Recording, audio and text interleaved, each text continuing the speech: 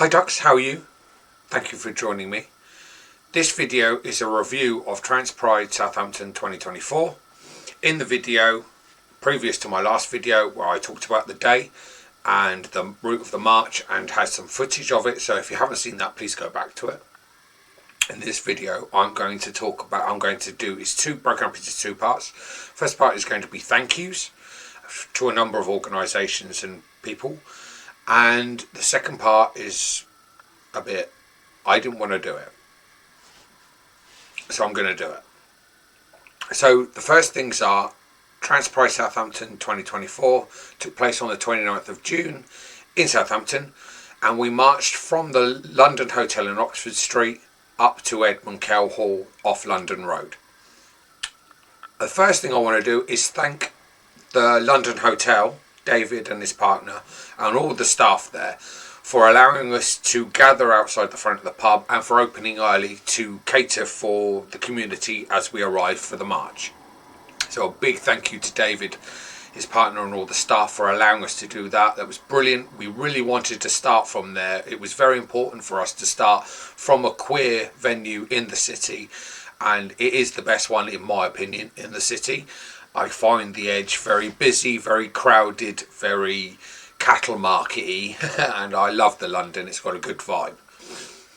No dissing the Edge, but it's not for me.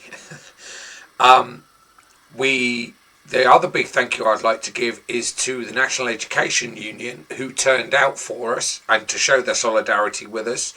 They gave speeches after the march in Edmund Kell Hall. It was great to have their solidarity there. I took time out to thank them personally as I could.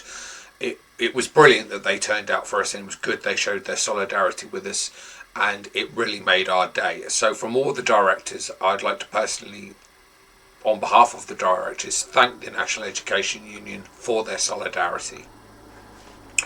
We were helped on the day by organisations like Southampton Pride, which I'm a committee member of as well, and People's Pride, who helped us organise the venue at Edmund Kell. Southampton Pride helped us with Lumi jackets, the trance banner we had, the massive trance banner that you would have seen in the previous video, and also with the loudspeakers that we had to shout at everybody and to buoy the crowd up and to get our message out. So it was very good of Southampton Pride and People's Pride to help us with equipment and with some of the organisations. So a big thank you to those two groups.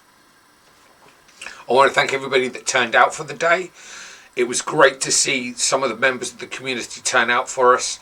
We were competing with London Pride, so we were worried about numbers, but it was a great turnout. People joined the march as we marched along who didn't make it to the London Hotel. It was positive, it was good. Thank you everybody who came out. You showed your solidarity with the community. So to all the trans and non-binary folk who turned up and all the allies, thank you very much for your presence and your solidarity. And another big thank you to the volunteers who made the day for us, in the sense of allowing us, Mabel and Sam and I, to organise and do the march properly. Without their help, we wouldn't have been able to do it. So a big thank you to all those of you who volunteered. We really appreciate it. Now to the bit that I hoped I wouldn't have to do, and I didn't think I'd have to do this at any Pride that I've attended in Southampton or anywhere else, like Brighton for instance. Let me explain what I mean. The march started off successfully. We marched up Oxford Street and everything was fine. We got up onto, I don't know what the name of the road is, I can't remember what it is off the top of my head, but it takes us up to over Queen's Way.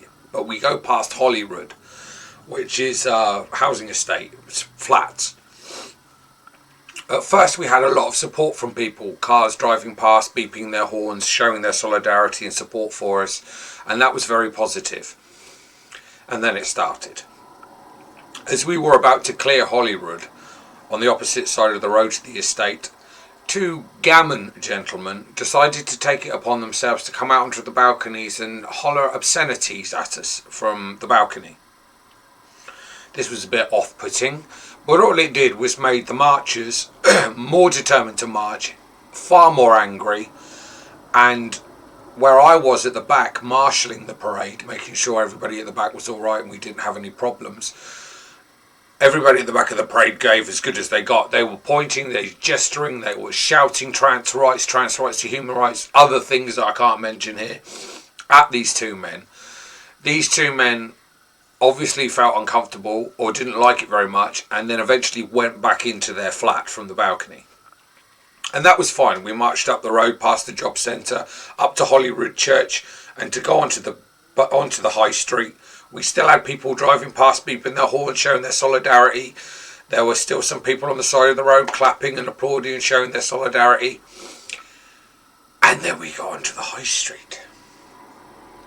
We had to march past Wetherspoons. Wetherspoons is a particular pub in this country, which, although it is good, it protects pubs that are going out of business. They boost them. They sell cheap alcohol and soft drinks. They're very popular with a particular demographic in this city and probably around the country. And they were all outside the front of Wetherspoons on the high street. So when we got to there, we got a lot of abuse. And we got heckled. We got dirty looks thrown at us. It was not nice. But again, we showed our defiance. We marched. We held our heads up high. We tried to ignore them. Then halfway up the high street, when we got up to Lidl's, which is on the high street, level with the bookies, there are particular benches out there where a particular demographic of people who like the sauce spend their time. And they made it clear that they didn't like us very much and that they were opposed to our march. And two particular drunk individuals started hollering at us that close away from us.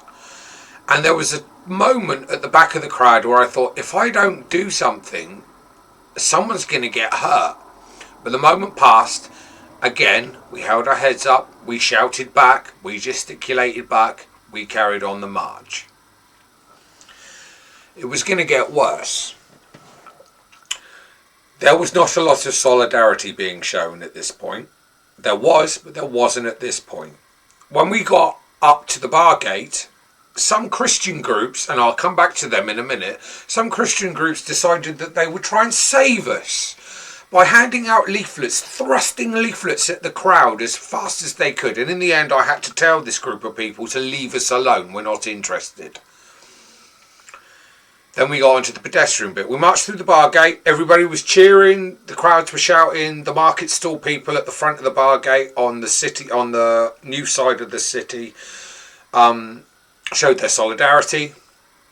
But when we got up onto the pedestrian bit, it was like every Christian group knew we were going to be there, because the whole centre of the pedestrianised part of the high street, which is quite a long part of the high street, was just jam-packed with Christian religious organisations, all the way from the bottom of the high street above bar, all the way up to above bar. And they just whined at us.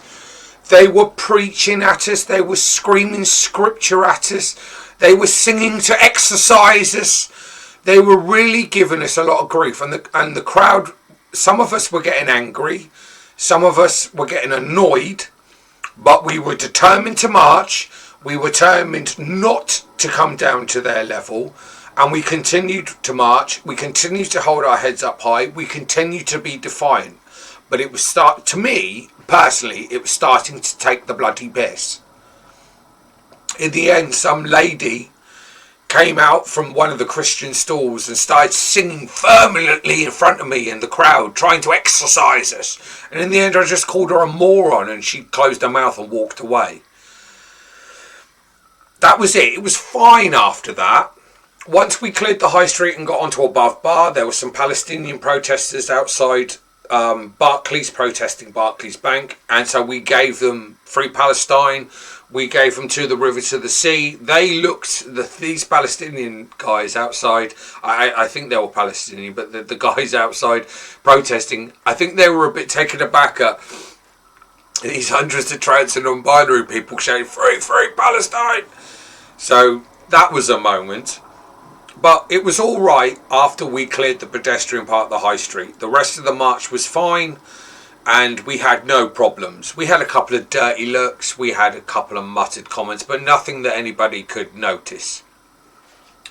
Now, I have a feeling the police were aware that something was going to happen, because for the first time at any of the 3 Trans Pride events I've been at, and the 2 I've organised in Southampton, the police made a point of coming up to us and asking for when we were going to set off, and they gave me the details, and I passed them on to Mabel. They said they were going to be in the area, they were going to be floating around, and when we got past the high street up onto Above Bar, there was a police presence. They were on the opposite side of the road to us, and they watched us march all the way up to Edmund Kell. They kept a respectful distance. They didn't interfere with the march, but they were there and there was a presence. So I don't know if they had any sort of intelligence or idea of what was going to happen, or they knew predominantly that those Christian groups were going to be flooding the high street. But it was kind of a good thing that they were there, in a way. They weren't really needed because no one showed us physical aggression. It was just ranting, shouting, abusive bigotry language, proselytizing, stuff like that. To me, it made me feel like the city, certain demographics in this city let us down. They let us down. This city is a mixture of cities. It's a multicultural city, but it has a lot of different demographics, but it is very religious. And the religious aspect in this city tends to be socially conservative, and they do not like the queer community in Southampton. They make it clear they don't. And I don't know if all those Christian groups knew we were going to march that day and what time we were coming, but they were there in force. And going through that pedestrian bit was a bit hairy. It was a bit uncomfortable and I didn't like it. But the rest of the day was fine, and I was determined to march, and we were all determined to march, and we marched. We showed our defiance, we showed our resolution, and we stuck by our guns, and no one is going to stop us marching. So to the people watching this who were there to accost us, we will continue to march. You will not stop us. And stop your bloody proselytizing. You have no idea what Jesus preached. You've got no idea what the Gospels tell. Your message of Christianity is crap. It's bigoted. It's right wing. It's intolerant. It's horrible. It's not the Christianity I'm aware of that Jesus taught. So that was the only bad aspect of the day. Not the march, not the people taking part, not the organisers, but certain demographics in this city that showed themselves up to be the bigoted bastards that they are. But I don't care, because I will continue to march and I will continue to show myself in public, and I hope people watching this who are from the trans and non-binary and wider queer community will continue to do that, because they're not going to get me down. And I was very proud of all of us marching that day. We showed our defiance, we stuck by our guns, and we were visible, and there was nothing anybody could do about it. So yeah, it was a fantastic day. So everybody who came, who were on that parade, especially the lot of you who were at the back, thank you for your tolerance, because I was getting worried. But it was a fantastic day, and we really showed the city that we're not going anywhere. So yeah, that was the day. A good day, but had a tinge of badness because the city showed itself up, or demographics in this city showed themselves up. Please like, share and subscribe, and I will see you again soon. Doug's, goodbye.